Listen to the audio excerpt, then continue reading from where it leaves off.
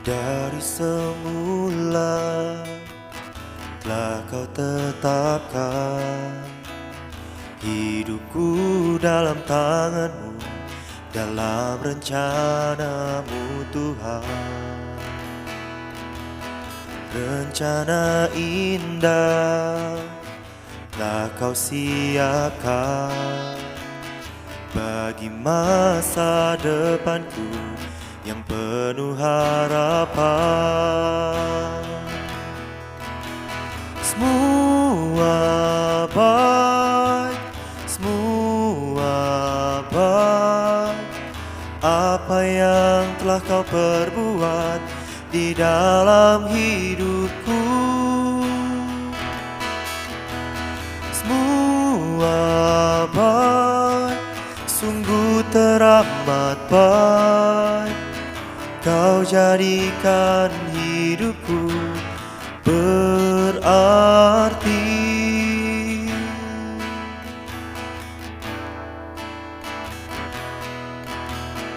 Dari semula telah kau tetapkan hidupku dalam tanganmu, dalam rencanamu Tuhan.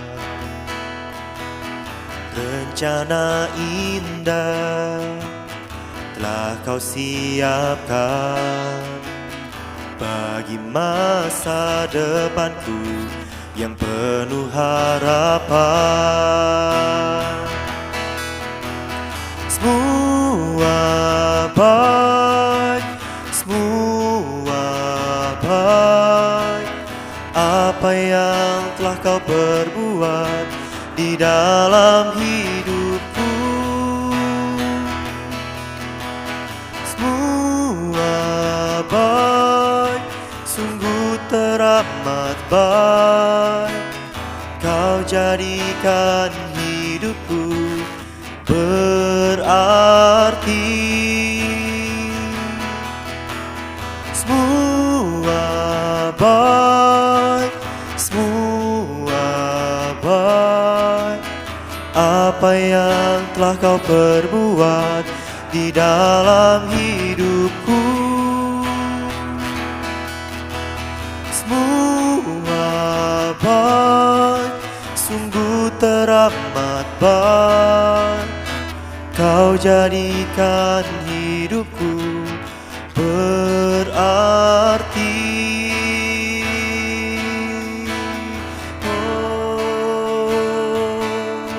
Kau semuanya baik, apa yang kau perbuat dalam hidupku.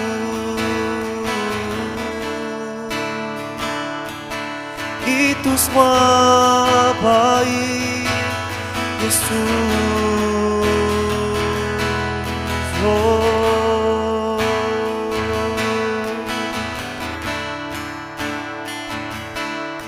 Semuanya baik Tuhan, terima kasih buat kebaikan-Mu Yesus. Haleluya, haleluya.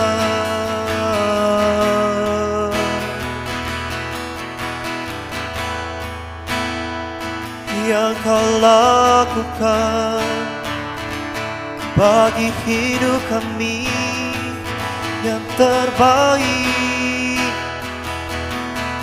yang terbaik Yesus,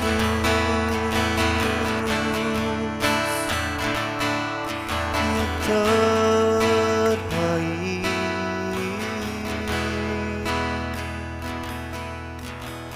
Semua baik, semua baik, apa yang telah kau perbuat di dalam hidupku.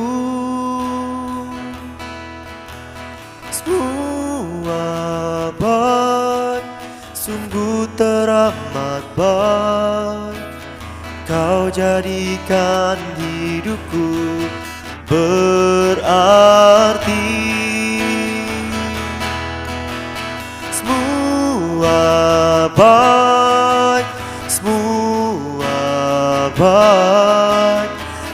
apa yang telah kau perbuat di dalam hidupku. Semua baik, sungguh teramat baik. Kau jadikan hidupku berarti. Kau jadikan hidupku, kau jadikan hidupku, kau jadikan hidupku berarti.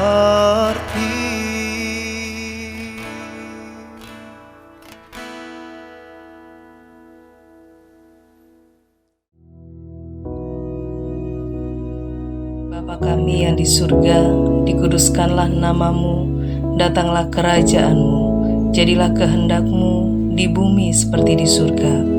Berikanlah kami pada hari ini makanan kami yang secukupnya, dan ampunilah kami akan kesalahan kami, seperti kami juga mengampuni orang yang bersalah kepada kami. Dan janganlah membawa kami ke dalam pencobaan, tetapi lepaskanlah kami daripada yang jahat, karena Engkaulah yang empunya kerajaan dan kuasa dan kemuliaan sampai selama-lamanya. Amin.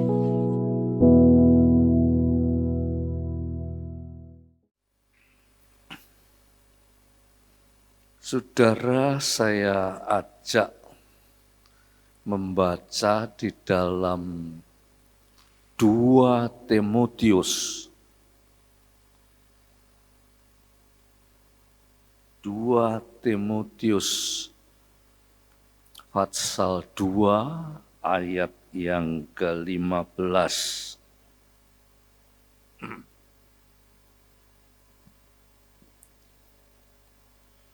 Supaya ditayangkan di sini, ini ayat sederhana tetapi sebetulnya maksudnya bagus sekali ya, saudara perhatikan ya.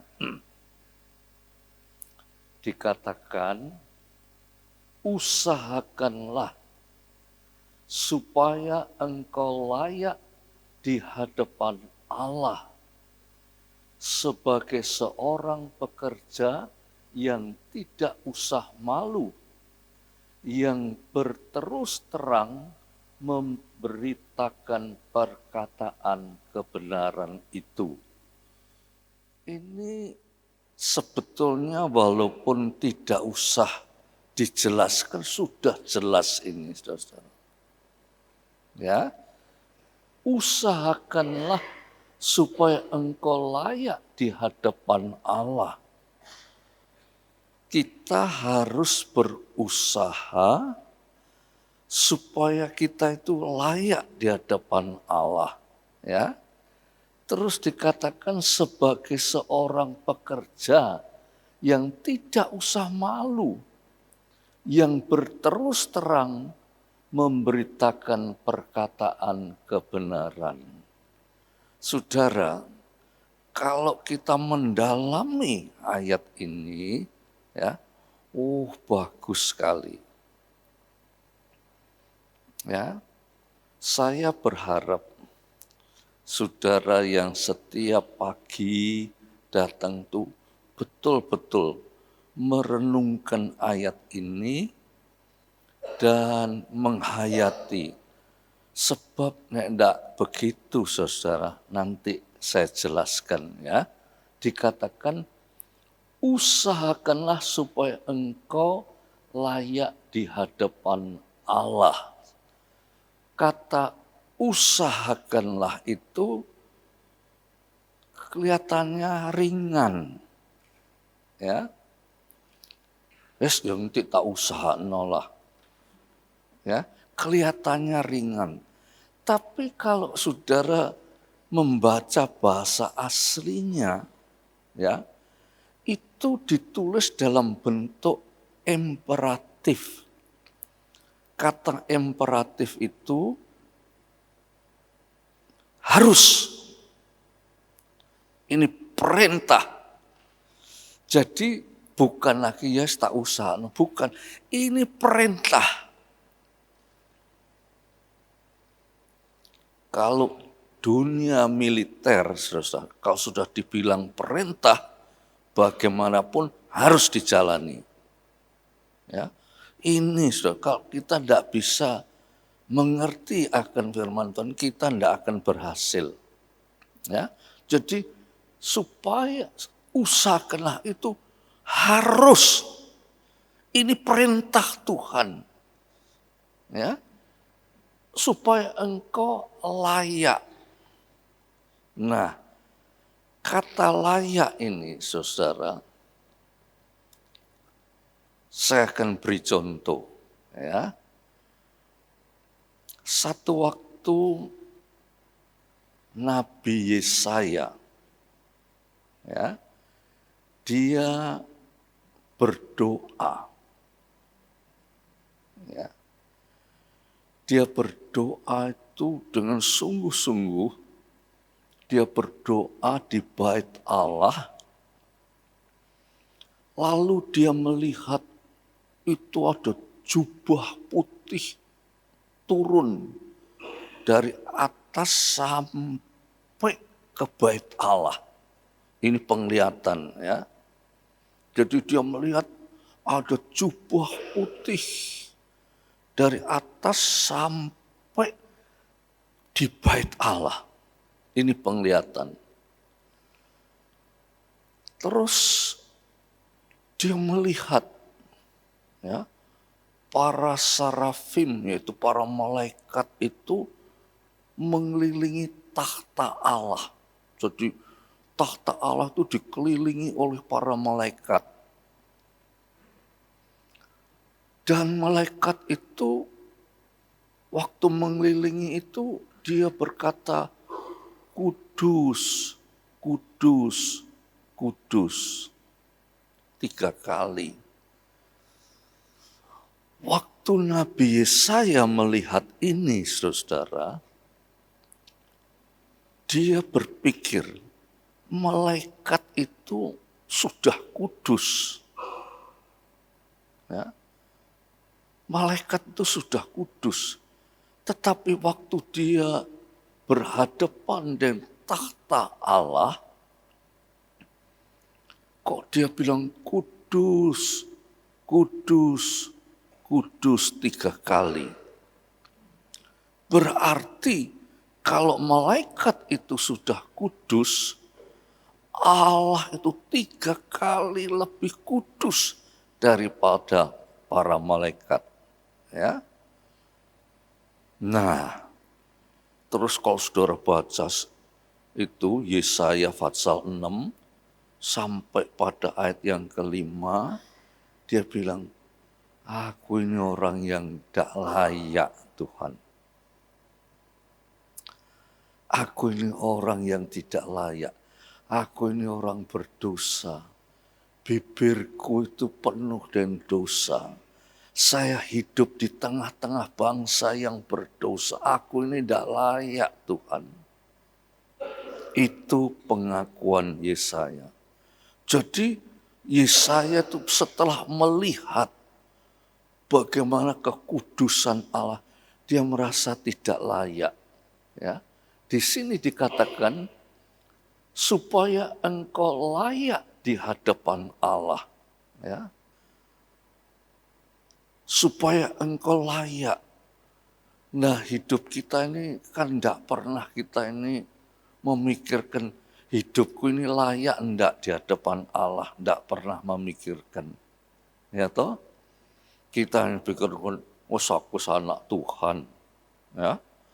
Aku mesti diselamat oleh Tuhan. Tapi apakah hidup kita itu layak di hadapan Tuhan? Itu yang perlu kita pikirkan. Ya. Untuk layak di hadapan Tuhan, yaitu usahakanlah. Jadi kita ini diperintah berusaha. Apa usaha kita? Terus dikatakan sebagai seorang pekerja yang tidak usah malu. Seringkali kita kata-kata ini kita anggap ringan-ringan saja. Tetapi ini sebetulnya maksudnya sebagai seorang pekerja. pekerja.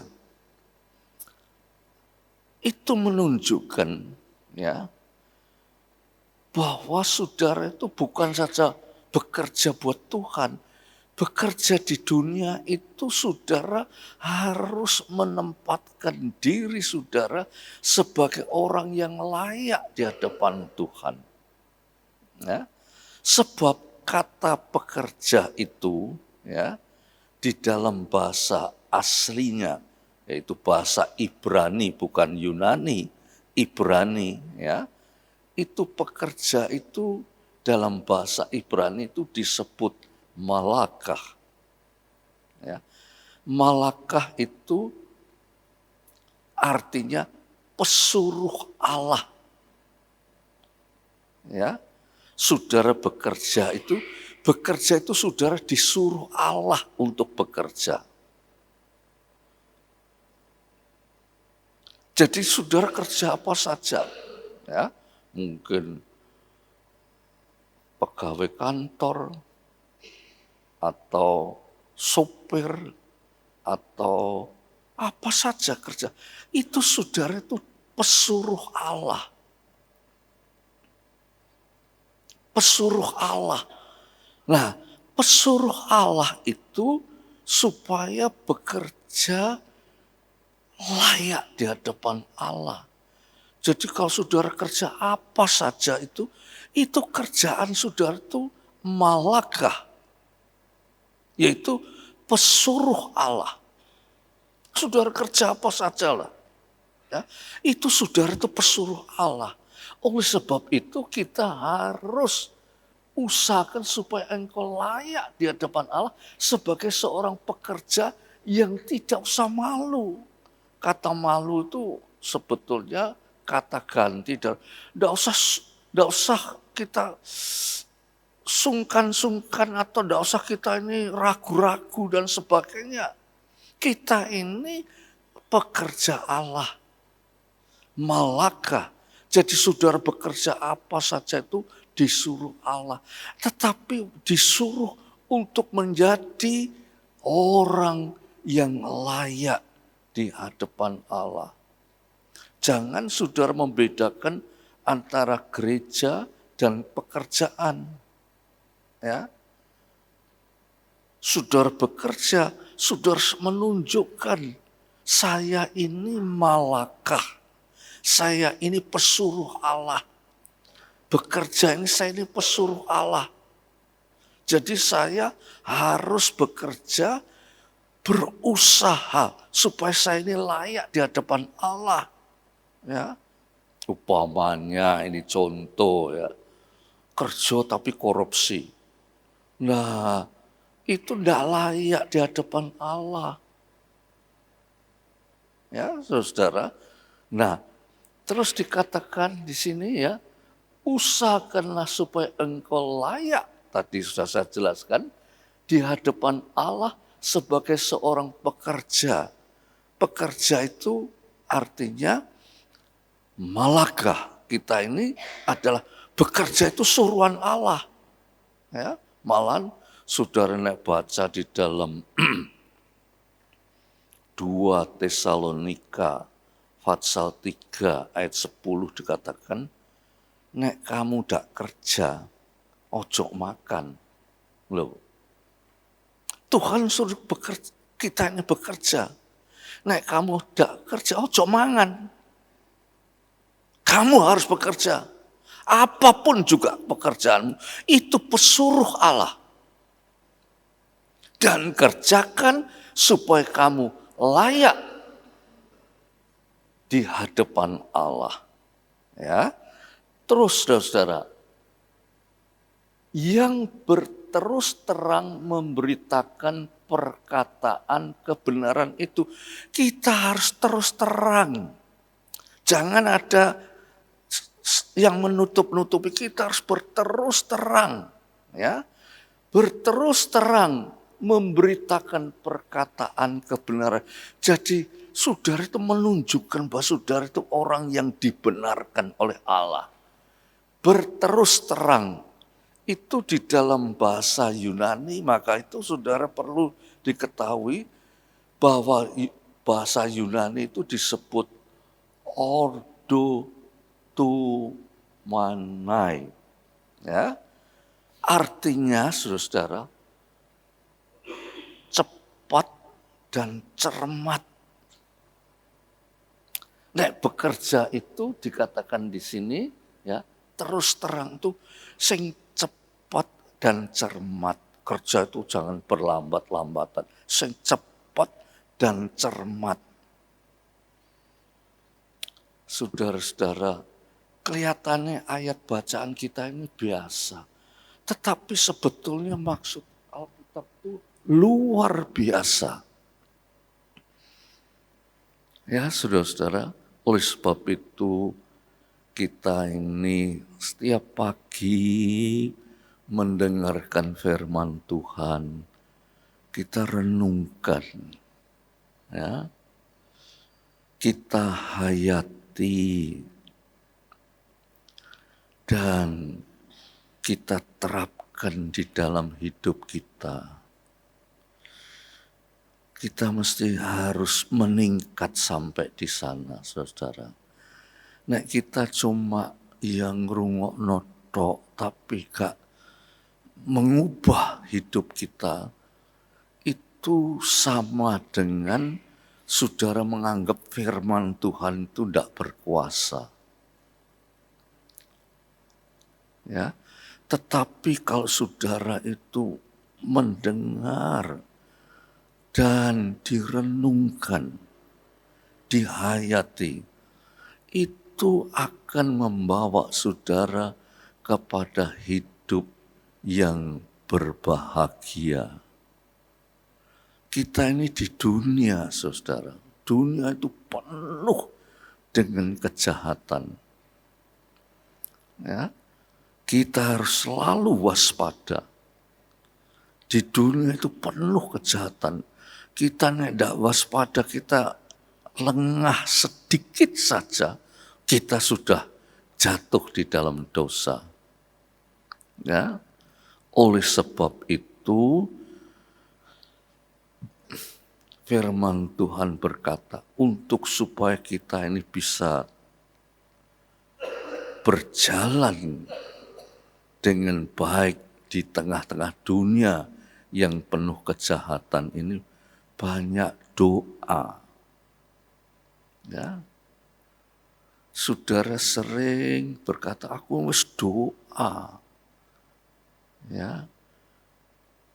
Tetapi saudara seringkali lupa apa sih sebetulnya doa itu. Lah, saya rada melenceng sedikit ya. Doa itu minta mbek Tuhan. Doa itu minta mbek Tuhan. Apa sih kita perlukan minta. Sampai karena saudara merasa doa itu minta, Tuhan itu tidak dianggap sebagai Tuhan. Saudara itu menganggap Tuhan itu koyok bapak-bapak orang dunia ini. Pokoknya aku minta mbek bapakku. Ya. Wes gak peduli apa, aku minta mbek bapakku. Tapi saudara tidak sadar, bapak kita di surga itu bapak yang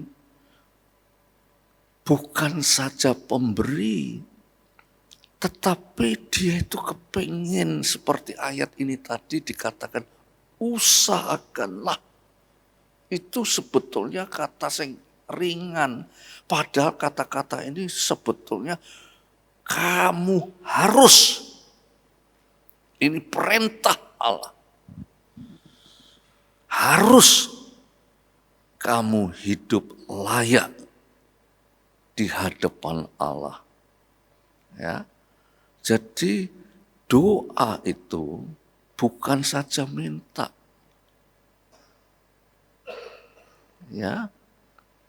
Tetapi doa itu juga kita ini harus melakukan Ya, usahakanlah melakukan akan perintah Tuhan.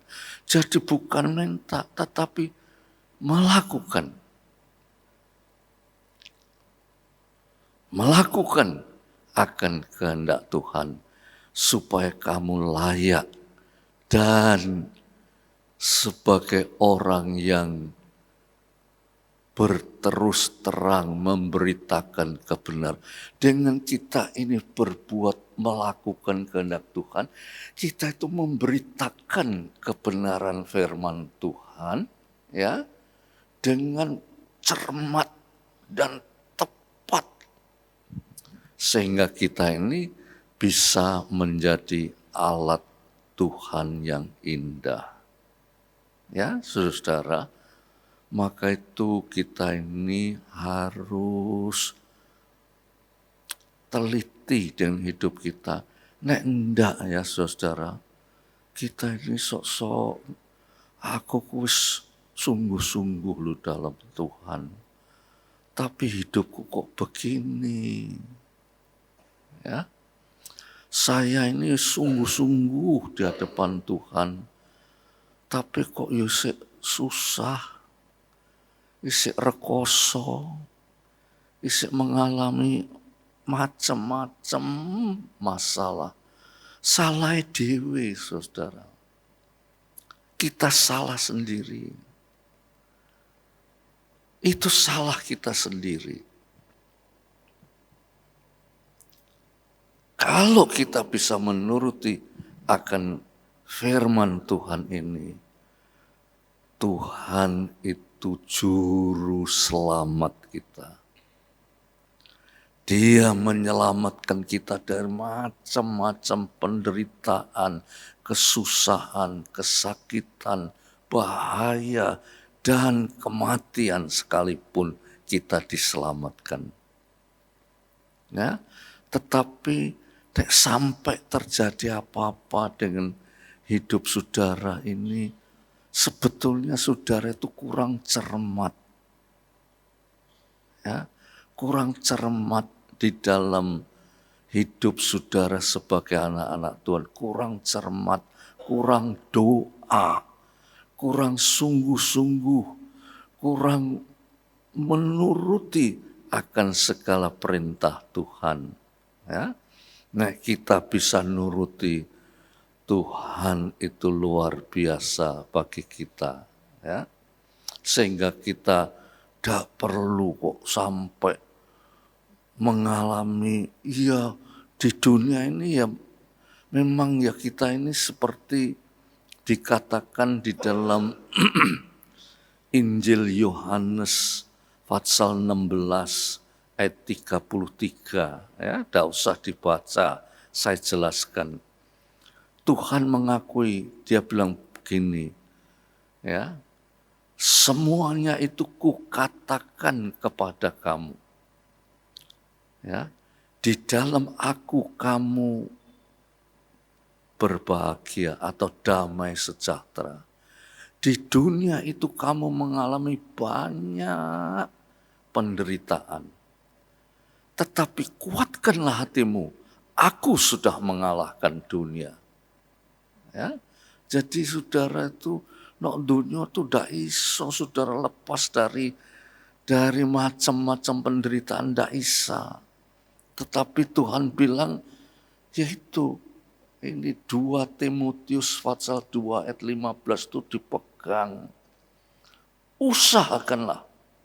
Ya, artinya ini suatu perintah Tuhan, bukan ya tak usah no nek iso nek ndak ya apa nah. Jangan, kita harus berusaha. Ya, sebab Roh Kudus yang akan menolong saudara. Nek saudara tidak mau bertindak, ya bagaimana Roh Kudus tidak bisa memaksakan saudara. Saudara harus bertindak, Roh Kudus akan menolong saudara. Ya, Yohanes pasal 16 ayat 13 itu jelas Roh penolong, dia menolong saudara untuk berusaha, ya, supaya berkenan di hadapan Allah. Nek saudara, ya aku wis berusaha tapi ya gak iso. Saudara harus yakin. Saudara gak bisa, tetapi Roh Kudus yang ada di dalam hidup kita, Dia akan menolong kita untuk saudara berusaha supaya saudara berkenan di hadapan Allah. Ya, saudara. Nah, itulah yang pada pagi hari patut saudara renungkan. Dan saudara renungkan, ya Tuhan, saya mau berusaha. Saya mau menurut perintah Tuhan. Supaya saya ini layak di hadapan Tuhan. Ya, supaya dengan demikian saya ini bisa menjadi anak-anak Tuhan yang memperkenankan hati Tuhan. Ya, saudara, ayo kita sama-sama berdoa. Oh Tuhan, tidak ada yang tidak berusaha untuk layak di hadapan Tuhan. Semua berusaha. Tetapi kelengahan kami, kelemahan kami tidak yakin bahwa kami bisa. Kami tidak yakin bahwa kami bisa mencapai hidup yang layak di hadapan Tuhan. Kami lupa Tuhan, bahwa Yohanes pasal 16 ayat yang ke-13 dikatakan, Roh penolong, Roh Kudus akan menolong kami. Oleh sebab itu Tuhan, mari pada pagi hari ini kami akan berusaha untuk mencapai suatu titik di mana kami tahu bahwa untuk hidup layak di hadapan Tuhan, kami harus berusaha, harus melakukan segala yang dikehendaki oleh Tuhan. Terima kasih Bapak, Engkau sudah menyampaikan kebenaran firman-Mu kepada kami semua. Biar Roh Kudus menolong kami, supaya kami akan menjadi anak-anak-Mu yang memperkenankan hati-Mu. Terima kasih Bapak, kami akan pulang. Kami akan menggumuli pekerjaan kami. Mulai saat ini, kami mempunyai satu keyakinan yang kuat bahwa Tuhan memberkati pekerjaan kami. Terima kasih Bapak. Biar damai sejahtera-Mu, berkat rahmat dan kasih-Mu, persekutuan oleh Roh-Mu atas kami semua, sampai Maranatha. Dalam nama Yesus Kristus, mari katakan bersama-sama, amin.